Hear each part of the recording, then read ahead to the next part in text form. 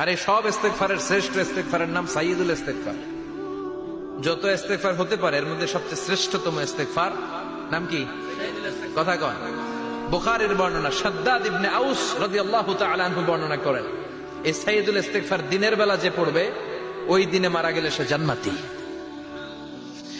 এই সাইয়্যিদুল ইস্তেগফার রাতের বেলা যে পড়বে ওই রাতে যদি ইন্তেকাল হয় ওই লোকটা জান্নাতি। মুখস্থ আছে না?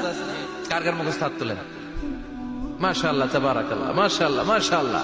আর যাদের নাই তাদের হোমওয়ার্ক, তাদের আল্লাহুম্মা আনতা রাব্বি লা ইলাহা ইল্লা আনতা খালাকতানি ওয়া আনা আবদুক ওয়া আনা আলা আহদিকা ওয়া ওয়া'দিকা মাস্তাতা'তু আউযু বিকা মিন শাররি মা সানা'তু আবু'ু লাকা বিনি'মাতিকা আলাইয়া ওয়া আবু'ু লাকা বিযামবি ফাগফির লি ফা ইন্নাহু লা ইয়াগফিরুদ যুনুবা ইল্লা আনতা।